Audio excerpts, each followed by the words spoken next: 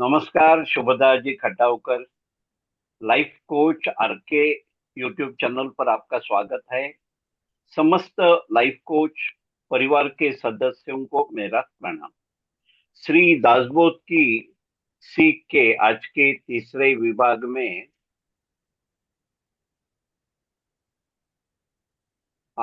देखिए, हिंदी में दासबोध सहज, सुलभ, सीधी जीवन प्रणाली।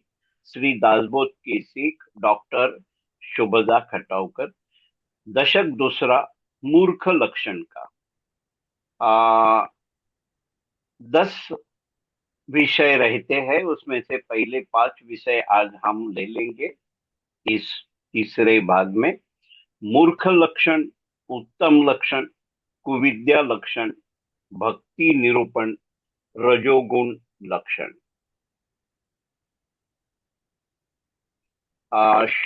शुभदा जी, आपको विनंती है कि आप आज का कथन प्रारंभ कीजिए। नमस्कार। नमस्कार। सभी श्रोतागणों को मैं विनम्रता पूर्वक अभिवादन करती हूँ। और आज के इस तीसरे विभाग में जो गोंदावलेकर महाराज और समर्थ की कृपा से हम ये बात कर रहे हैं, दशक दूसरा, इसमें क्या है? समास पहला। इसका शीर्षक है मूर्ख के लक्षण। मूर्ख के लक्षण। श्री समर्थ की ये धारणा है कि जो मनुष्य प्रपंच को वास्तव मानकर जीवन यापन करता है वह मूर्ख है। मतलब समर्थ ने मूर्ख की ये परिभाषा की है कि प्रपंच को वास्तव मानकर जीवन जीने वाला मनुष्य मूर्ख है। वह एक तो स्वार्थांध है और उसकी ऐसी धारणा वह जताता है कि ये समूचा जगत केवल मेरे ही ऐशो आरामों के लिए बनाया हुआ है। मैं, मेरा, मैं देख रही हूँ, ऐसी धारणाएं उसमें पनपती है। अतः वह उनके अनुसार आत्यंतिक स्वार्थ बुद्धि से संपृक्त होकर जीवन यापन करता है। विषयासक्ति की विपुलता, द्वेष से लबालब भरा मन, अन्य लोगों की भावनाएं एवं विचार धारणाओं की कद्र न करना, धर्म, न्याय, नीति इनकी श्रेष्ठता को अस्वीकृत करना, अनीति से द्रव्यार्जन करना, उपहासात्मक आदतों की गुलामी स्वीकृत करना, माँ, पिता, गुरुजन, ईश्वर, स्वामी, भगवंत, इनमें से किसी को भी पूजनीय न मानना। इतना ही नहीं तो ईश्वर का पूरी तरह से उसे विस्मरण होता है। ऐसे दुर्गुणों का भंडार और चंचल बुद्धि का ये मूर्ख मनुष्य अपने सुहृदों से दुश्मनी जताकर आलस्य से कार्य पूर्ति की सिद्धि में आपत्तियों का भंडार खोलकर वह हमेशा चिंता में डूबा हुआ रहता है। यहाँ पर श्री समर्थ ये अनुरोध कर रहे हैं और सारांश रूप में ये कहना चाहते हैं कि आत्यंतिक स्वार्थी विचारों से परिपूर्ण, कुविचारी, भोगी, हीन लक्षणी, आलसी रहने का तात्पर्य है मूर्ख होना। मूर्ख की सभी लक्षणें यहाँ हमें अत्यंत सहजता से, सुलभता से समर्थ स्पष्ट करते हैं। अतः श्री समर्थ यहाँ पर एक मूर्ख ऐसा है और जो पढ़ लिख कर भी मूर्ख बनने वाला पढ़त मूर्ख है। मतलब जो सोचता नहीं, पढ़ता नहीं, वो एक मूर्ख। और पढ़ लिख कर जो जागतिक विद्याएं है उनको ग्रहण करने पर भी मूर्ख रहता है, उसे समर्थ ने पढ़त मूर्ख कहा है। अर्थात समर्थों ने मूर्खों के दो प्रकार बताए हैं। समर्थ इन दो मूर्खों के लक्षण भी हमें बताते हैं। श्रोता इस पर स्वयं गहरा मनन चिंतन करे, ऐसा समर्थ ने हमें सुझाया है कि पढ़ते हैं सब लेकिन सोचते नहीं। सोचने का मतलब है उस पर मनन करना और चिंतन करना, और अंत में उसमें से अच्छा निष्कर्ष निकालना, जिसको हम निचोड़ कहते हैं, जो हमें जीवन सदगति से जीने के लिए उपयुक्त होगा। श्री समर्थ द्वारा बताए गए मूर्ख के लक्षणों को हम बार बार याद करें और चतुर बने। किस लिए ये समास पढ़ना है? कि यह समास पढ़कर हम में से जो मूर्ख के लक्षण है उसको पूरी तरह निकाल देना है, और चतुराई से जीवन जीने की कला का अभ्यस्त होना चाहिए। मूर्ख के हीन लक्षणों का हम क्या करें? त्याग करें और उत्तम लक्षणों का स्वीकार करें। श्री समर्थ अनुरोध पूर्वक ये कहते हैं कि मूर्खों के लक्षणों का सावधानता पूर्वक त्याग करो और उत्तम ऊंचे जीवनावश्यक सद्गति को प्राप्ति करा देने वाले लक्षणों का तहे दिल से स्वागत स्वीकार करे और उनके अनुसार अपना जीवन यापन करे। ये बहुत बड़ी और जीवनावश्यक सीख श्री समर्थ ने इस समास से दी है। दूसरा समास है उत्तम लक्षण, मतलब जो अत्यंत ऊंचे स्तर के श्रेणी के लक्षण है। श्री समर्थ इस समास में देह बुद्धि और आत्म बुद्धि, इनमें होने वाले भेद को स्पष्ट करते हुए कहते हैं कि देह बुद्धि यानी मैं देह हूँ, और आत्म बुद्धि का मतलब है मैं आत्मा ही हूँ। एक देह को श्रेष्ठ मानने वाला, और दूसरा है आत्मा की श्रेष्ठता को स्वीकृत करने वाला।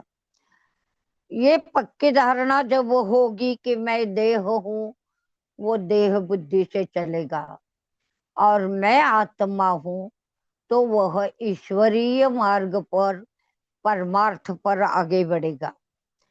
परंतु परमार्थ के लिए पहली बात यह है कि देह बुद्धि का विसर्जन और आत्म बुद्धि की प्रतिष्ठापना नितांत आवश्यक होती है। वास्तविकता ये है कि देह बुद्धि का त्याग या विसर्जन सहजता से नहीं होता है। इसलिए श्री समर्थ ने सब प्रकार के स्वार्थों का बड़ा सुस्पष्ट दर्शन मूर्खों के लक्षण के स्पष्टीकरण के दौरान किया है। इस समास में उत्तम लक्षणों का बयान उन्हें निषेधात्मक एवं प्रतिवाद के रूप में करना पड़ा है। इसके लिए उन्होंने व्यक्तिगत, सामाजिक, दैनिक व्यवहार और नैतिक वर्तन, इस सबका बयान तो किया ही है, परंतु उसके साथ उदाहरण के साथ ये भी सुस्पष्ट किया है कि केवल नीति संपन्न व्यवहारों से परमार्थ की सिद्धि नहीं होती है। वहां पर भगवान का ही अधिष्ठान होना जरूरी है। इस बात की सिद्धि के लिए झूठा मार्ग, अपकीर्ति, इन सबको टालना और सच्चे राह की जो कि स्वीकृति है उसे विरुद्धित करके आगे बढ़ना, हमको मन्नत की शक्ति देना, ये गीत हमें यहाँ पर याद आता है। ऐसी निरंतर कोशिश करते रहे, यही इस समाज की सीख एवं संदेश है। ये इसलिए हम श्री समर्थ के प्रति बारंबार उपकृत रहने का सोच एवं कृतज्ञता मन में जता कर ही आगे बढ़ते हैं। अब तीसरा समास हमें है बुरी विद्या के लक्षण। बुरी विद्या के लक्षणों को स्पष्ट करने के लिए श्री समर्थ ने श्रीमद् भगवत गीता के 16वें अध्याय के चौथे श्लोक को पार्श्वभूमि में उद्धृत किया है। वह श्लोक ऐसा है, दंभो दर्पोभिमानश्च क्रोधः पारुष्यमेव च अज्ञानम चाभिजातस्य पार्थ संपद मासुरीम। श्रीमद् भगवत गीता के अनुसार इस जगत में एक प्रारंभ से प्राप्त संपदा से संपन्न जीवन जीने वाले और दूसरे असुरी संपदा के कारण विनाश की ओर झुकने वाले, ऐसे दो प्रकार के लोगों का बयान यहाँ पर श्री समर्थ करते हैं। आत्मबुद्धि का उदय होना ये क्रिया प्रारंभ से प्राप्त संपदा को वृद्धिगत करने वाली है, तो दूसरी जो असुरी संपदा है वह देह बुद्धि का अकारण मतलब कारण के बिना उत्कर्ष करने वाली है। वस्तुतः ये आसुरी संपदा मनुष्य को पूरे विनाश की ओर ले जाने वाली है। अतः ऐसे हीन लक्षणों का त्याग करना, यही बात मनुष्य के कल्याण के लिए अभिप्रेत है। यही सीख श्री समर्थ इस समाज के द्वारा दे रहे हैं। साथ ही उनका ये कहना है कि बुरी विद्या के सब लक्षणों का त्याग ईर्ष्यालु वृत्ति से न करते हुए इसी में ही मानवीय जीवन की सच्ची फलश्रुति और खुशियां निहित है। कितने अच्छे सरल और सामान्य रूप में जीवन जीने की कला का ये जो मार्गदर्शन है, ये शब्दों में नहीं बंधा जाता, फिर भी हम प्रयत्न कर रहे हैं। ये इस समाज की सीख है। अगला चौथा समास है वो है भक्ति निरूपण का। नरदेह स्तवन ने श्री समर्थ में ये स्पष्ट किया है कि मनुष्य का मन प्रचंड शक्ति का भंडार है, परंतु इस शब्द पर ध्यान देना जरूरी है कि ऐसा होते हुए भी वास्तविकता ये है कि लोग इस शक्ति का अच्छी तरह से उपयोग नहीं करते। अतः अत्यंत हीन दीन जीवन उन्हें नसीब होता है। हम सोचते हैं कि ऐसा जीना मेरे नसीब क्यों हुआ, लेकिन उसके लिए कोई उपाय हमें मालूम नहीं होता है। दासबोध हमें ये उपाय दिखाता है कि जो अच्छी बुद्धि है उसका ही इस्तेमाल करो, बुरी वृत्ति का त्याग करो। अगर मनुष्य इस अच्छी शक्ति का प्रयोग करते हैं तो कुविद्या के बयान में वर्णित हीन श्रेणी का स्वार्थ साध्य करने के लिए वे करते हैं, परंतु संत बड़ी व्याकुलता से ऐसे ही लोगों को बारंबार बताते हैं कि जगत में जो उत्तम श्रेणी का है उसका ही स्वीकार करो। अर्थात जो उन्नत है, उदात्त है, महान मंदुर है, मंगल है, लोकप्रद है, लाभप्रद है, सुंदरता प्रदान करने वाला है, उसका ही स्वीकार करें। तब स्व सुख और सर्व प्रकार का सुख हमें प्राप्त होगा। अर्थात ईश्वर की खोज ही इस जगत का सबसे श्रेष्ठ और उत्तम उद्दिष्ट है। उसे प्राप्त करने के लिए मनुष्य को चाहिए कि वह पवित्र तथा धार्मिक लोगों की संगति में रहे। ये कोई कर्मकांड नहीं कि वह इसमें जीवन ऐसे ही फालतू परिस्थिति में बिताने की कोई कोशिश नहीं है। ये तो सन्मार्ग है जो संतों ने हमें बताया है। अर्थात इसलिए हमें पवित्र और धार्मिक लोगों की संगति की खोज करना चाहिए और उनके सन्निध में रहना चाहिए। नहीं तो जैसा कर्म वैसी फलश्रुति। यही महत्वपूर्ण सीख इस समाज में समर्थ हमें देते हैं और सच्चे अर्थ हमें हमें उपकृत करते हैं। इतने सालों के बाद भी जीवन की यथार्थता, जीवन का सच्चा यश, सफलता किसमें है, इसकी यह एक कुंजी है जो हमें मिले है। इससे हमें अपने जीवन का आनंद का भंडार खोलना है। यह हमें सीख इस समाज से मिलती है। अगला समास है समास पांचवा, रजोगुण के लक्षण। जो विचार तज्ञ है वो कहते हैं, उनका मंतव्य यह है कि इस जगत में जो जो रूपायित होता है, अर्थात प्रकट होता है, हमें जो दृष्टव्य होता है, वह त्रिगुणों से ही बना है। त्रिगुण अर्थात सत्व, रज और तम। अर्थात इसमें सब मनुष्यों को ही समाहित किया जाता है। निसर्ग, वृक्ष, पर्वत, नदियां, पशु पंछी जैसे है, वैसा ही मनुष्य भी त्रिगुणों का ही निर्माण है। मनुष्य में यदि सत्व, रज, तम ये तीनों गुण विद्यमान है, परंतु परंतु पर ध्यान देना चाहिए कि इन तीनों में से जिस गुण की मात्रा उसमें अधिक होती है, वह सबसे बलवान बनकर उसी के अनुसार मनुष्य का जीवन यापन, कल्पना, जीना, विचार सामर्थ्य ये तोला जाता है।